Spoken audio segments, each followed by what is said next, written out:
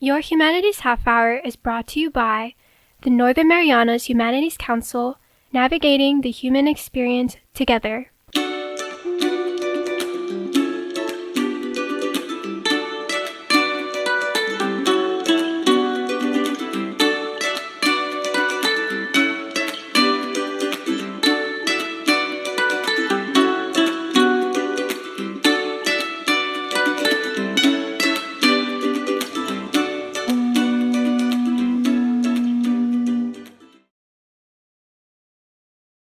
Hafide Tiro, and welcome to Your Humanities Half Hour. I'm Catherine Perry, and today we are talking about the digital archives of the Northern Marianas Humanities Council. A plethora of information available at our fingertips now, and in charge of it is Archive Manager Roberto Santos. Roberto, welcome to the Council Show, your show. Thank you so much for having me. I'm so excited. And you are definitely excited about the work that you do. What are the digital archives all about? Yeah, the digital archives are the historical content that the Northern Marianas Humanities Council has accumulated through our mission of doing research, publishing literature and resources, programming events, and stimulating dialogue.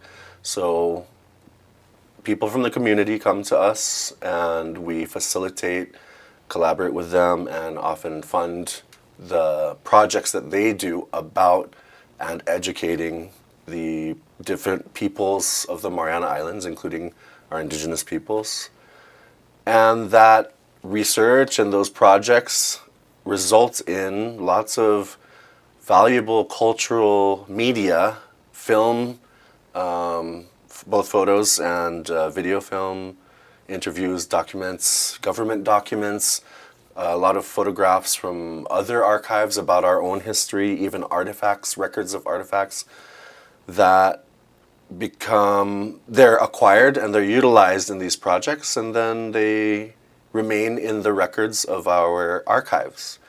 And we have digitized, or we are working to digitize most of that, so that it can live on this digital platform, the digital archives, that the public can access at archives.nmhcouncil.org in different collections. And these collections are organized into groups depending on where they came from. Like some of these files are from the Marine Corps Archive, the Navy Archives, the National Archives, or from private collections.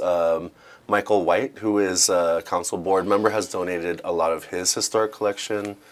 And then we know examples like Don Farrell, who has published a lot of literature about World War II in the Pacific Theater, especially Tinian.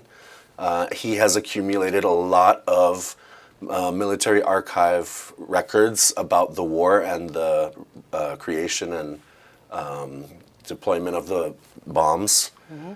And that lives in the Don Farrell Histories Archive collection. So it's a huge variety, and yeah, you can browse it for hours and hours and find it's a treasure trove. As you do in your work. As I do, constantly, yes. You know what I really like about this archive is it's not only the peoples whose names we recognize as being an important part of our history or an important part of documenting our history, but it's really it's for my family, it's for your family. How does this mindset fit into the work that you're doing?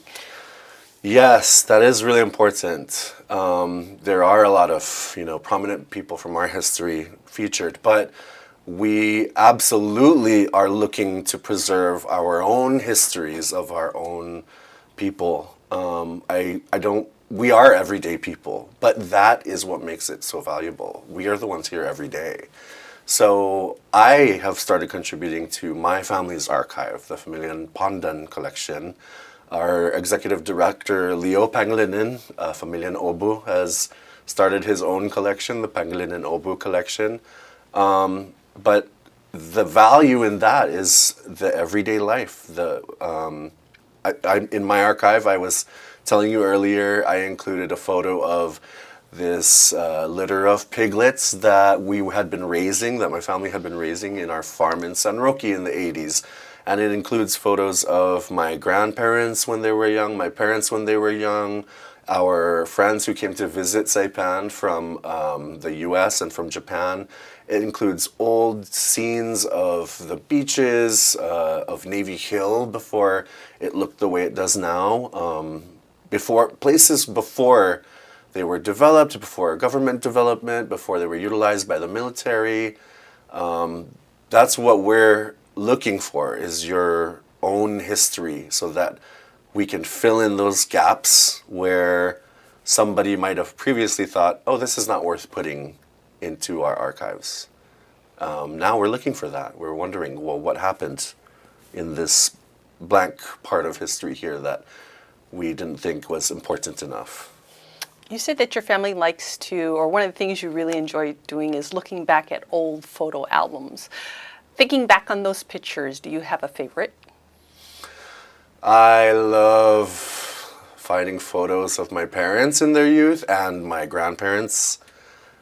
It's magical to see them in the vibrancy and the joy and the health of their youth when they were our ages or younger. And so everything about that content also gives you so much more information. The fashion that you see in the photo, the environment, the condition of the environments around them, if there's architecture, if there are buildings, the architecture, the cars, you almost don't really need anybody to tell you what era that was if you can see enough details about what's in there. And then, of course, the expression on their faces and what they were experiencing in that moment. It's a whole narrative can unfold in those photos. So, yeah. And, of course, there aren't only photos. We love digging out slides and the slides are negative, right? Photo negatives. Mm-hmm. So you have to hold them up to the light to really see what's going on in them. And that's those are the materials we're hoping to see more of too, so that we can digitize those and turn them into digital records that you don't have to do that with. You can just look at the record. But yeah, we have family home videos on those little camcorder cassettes that we used to have in the 80s and 90s, and filled with home movies. Hi-8, I think, was one of the formats. Hi-8, yeah.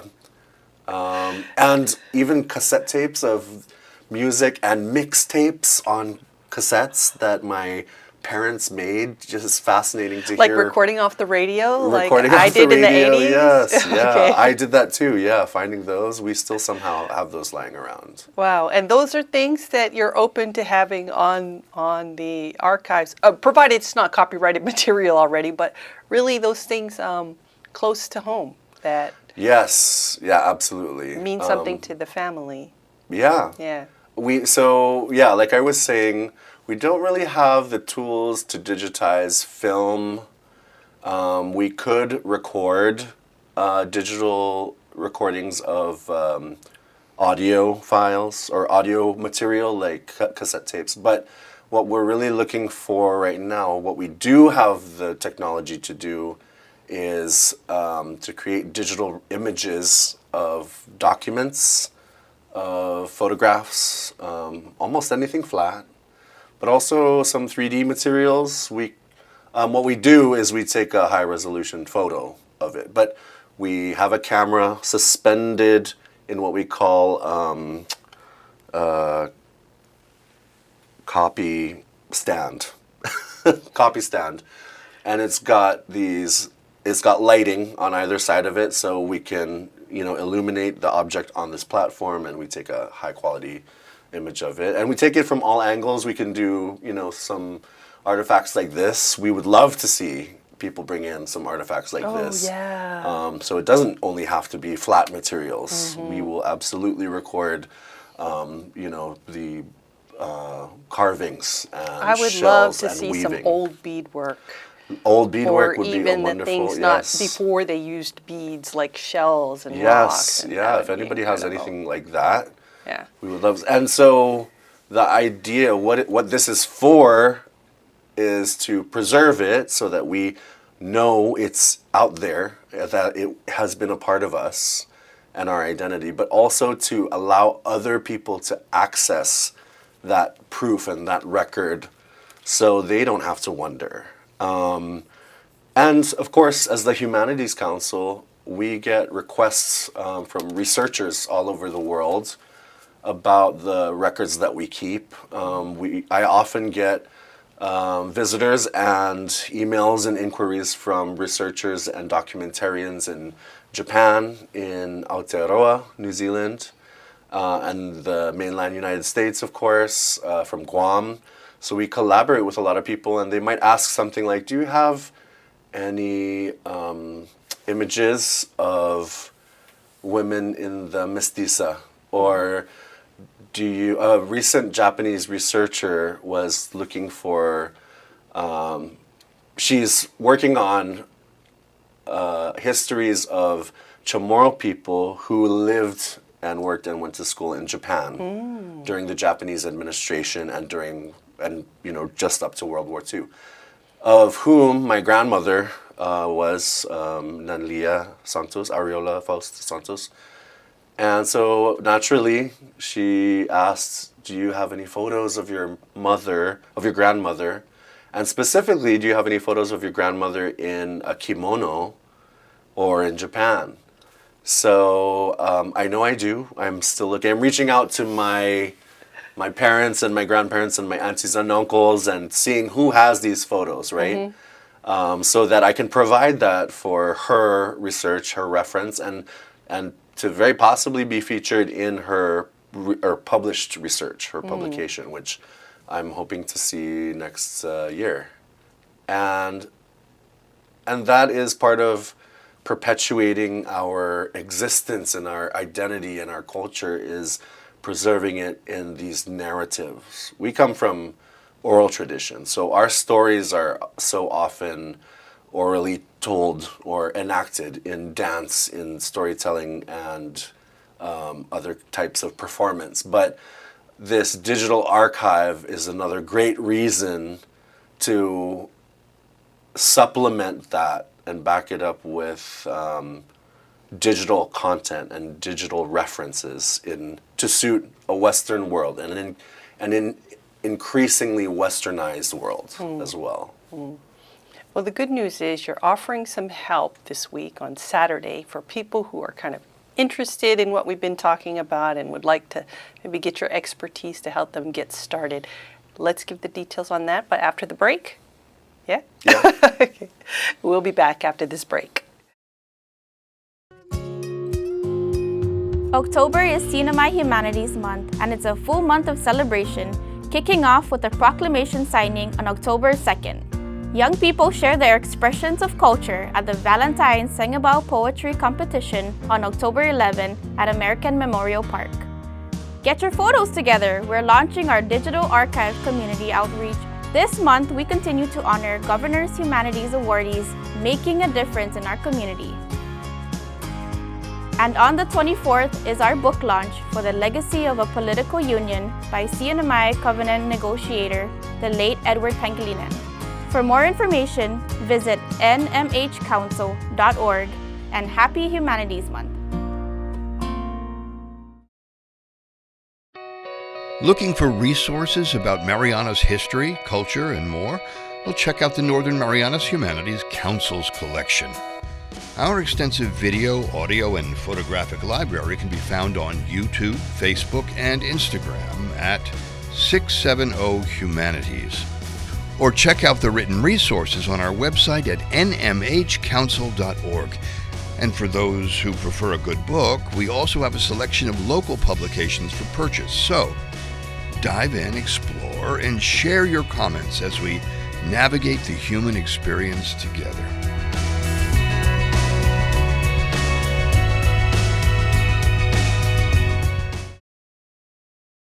Welcome back to your Humanities Half Hour.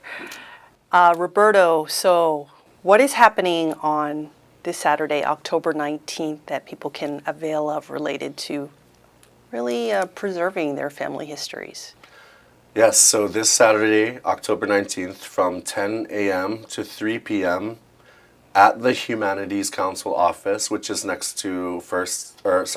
it's is next to Bank of Hawaii in Springs Plaza by Sushi Spot.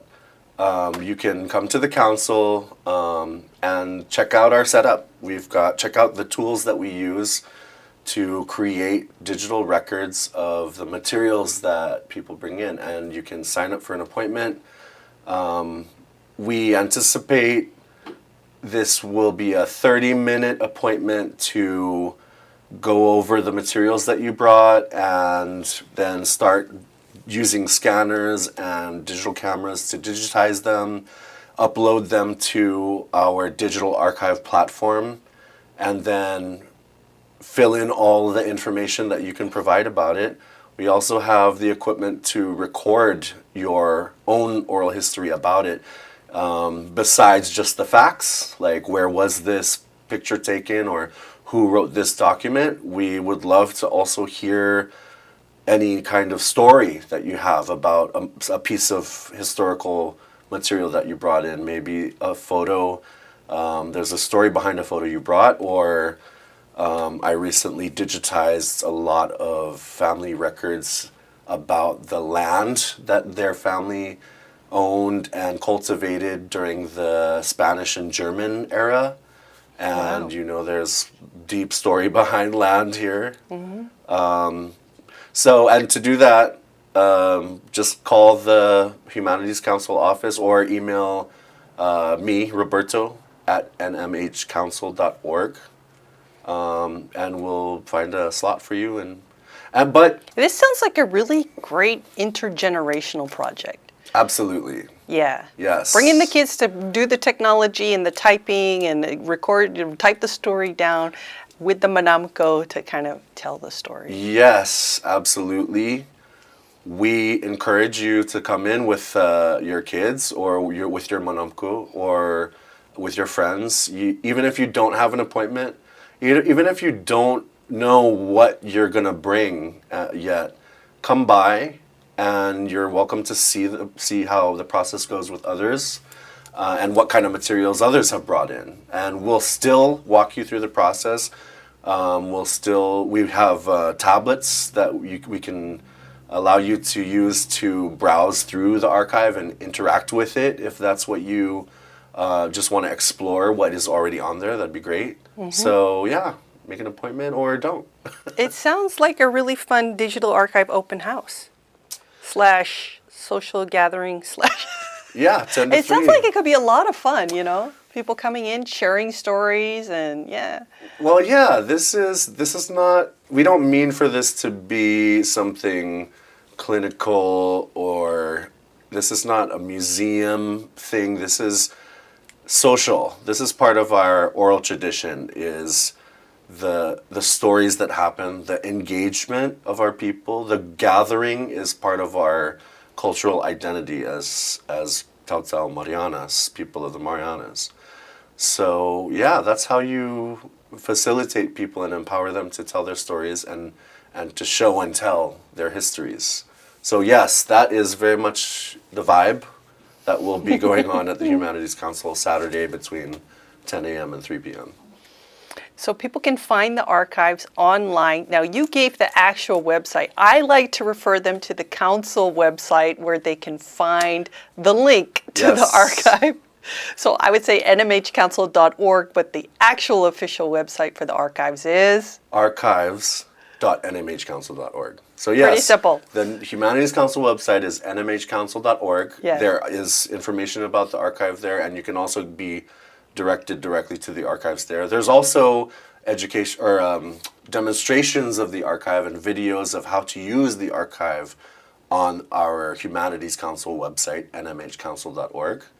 But if you want to go straight there and start playing with it right now, archives with an S .nmhcouncil.org.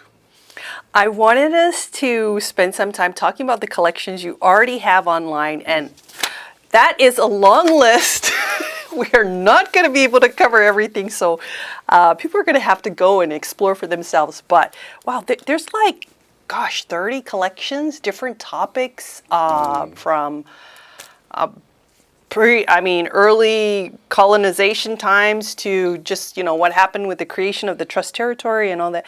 Let me just ask you to pick out a few, maybe starting with, I don't want to say your favorite, but one you find interesting or one maybe that's intrigued you when you first started uploading the data.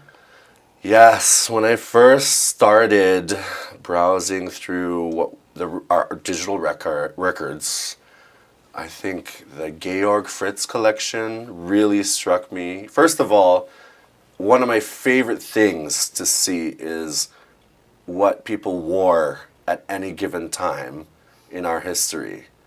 Because we've gone through a series of administrations of completely different countries from east to west.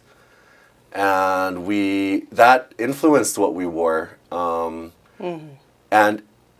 the way that we responded to these administrators and what they told us to wear or asked us to wear or influenced us to wear. So browsing through the Georg Fritz was the German administrator for the Mariana Islands, and he lived on Saipan. And he was a passionate photographer. He loved to photograph our people. And so in his collections, there are actually more than one. One is his Palau collection, and then one is just titled the Georg Fritz collection. But yeah, the Carolinian people, they're wearing usos of all kinds, and muar, and their turmar, and the beautiful woven ter like that.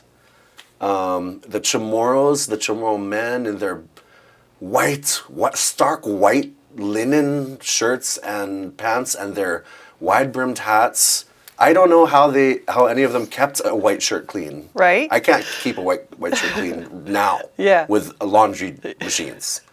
Elegant, both are so elegant, and head to toe they were decked in their finest.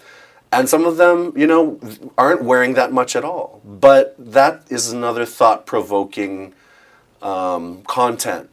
That's something that, is evidence of our identity and how we perceived what you should be wearing outside, I guess. It just makes you think, wow, there was so much going on. And so, yeah, during the Spanish administration,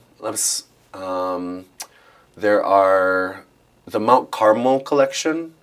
Includes a lot of photos of the Spanish nuns and priests that came to the Marianas, and the old church buildings and what they were wearing.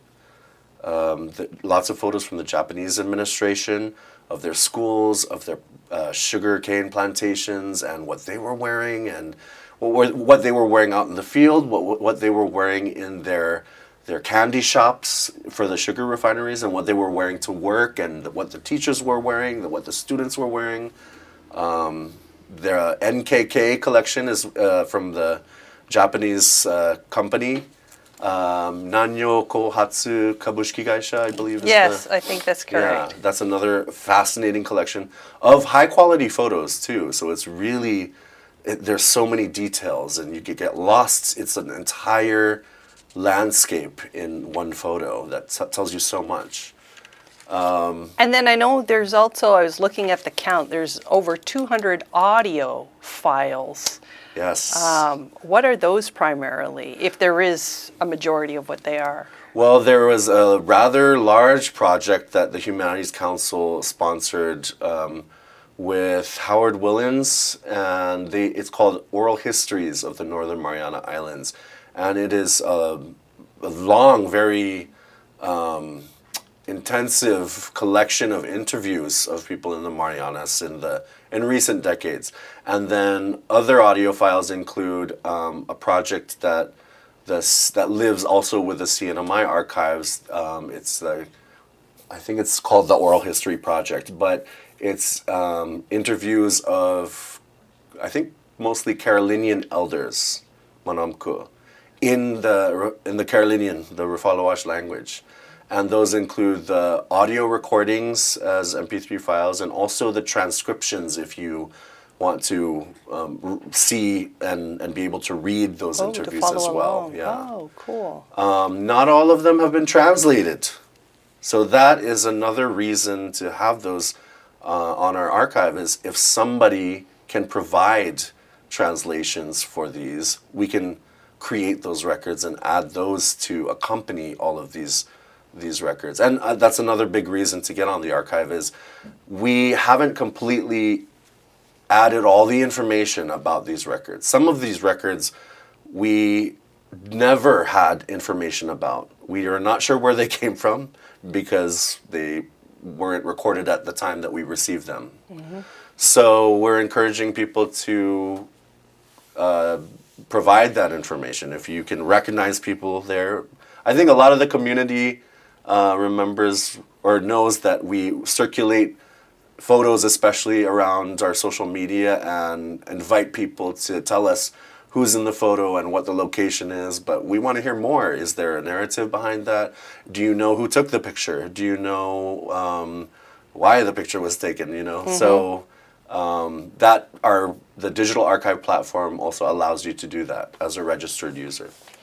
And people can find pretty much anything that they're looking for just by using the search function, typing in either a family name or mestiza or, you know, whatever it is that the topic may be. I want to ask you, what has it meant to you personally to be working on this project all this time? It has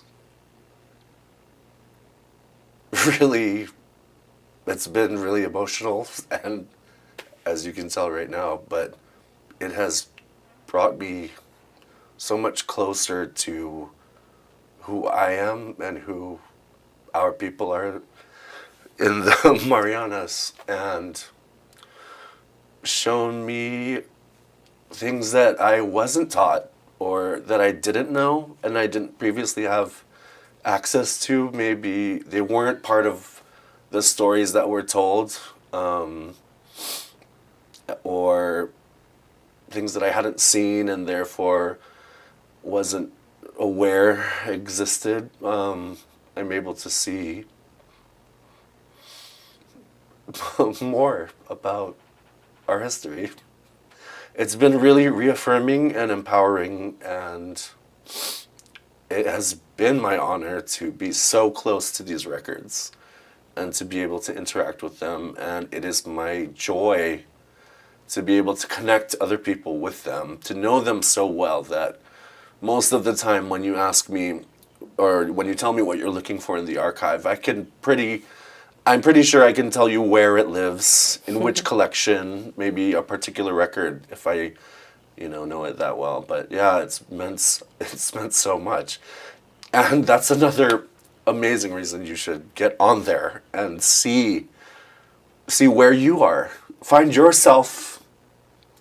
I found myself in these archives, and I absolutely believe anybody else can find themselves in this archive. Man, you are the right person for this job. Your final word. Yeah, it was my pleasure. I think those were my final words. It's been my pleasure and my honor to be part of this archive, and I'm looking forward to the stories that are going to be added to this archive and to the identities and the people that will be added to our history this way. Thank you for sharing today, and thank you for what you're doing. Thank you, Kathy. Thank you so much. Our guest today has been Roberto Santos. He's the archive manager for the digital archives of the Northern Marianas Humanities Council. And as you can see, it's more than just digitization. It might actually touch your heart, so check it out. This has been Your Humanities Half Hour. I'm Catherine Perry.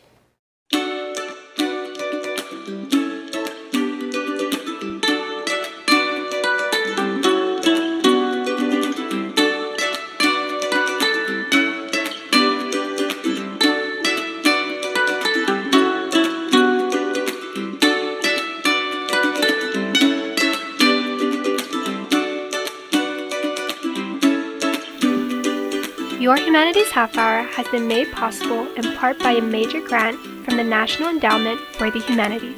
Democracy demands wisdom. Any views, findings, conclusions, or recommendations expressed in this program do not necessarily represent those of the National Endowment for the Humanities. For more information or to share your thoughts, contact the Northern Marianas Humanities Council at nmhcouncil.org or on social media at 670 Humanities. That's 670 Humanities.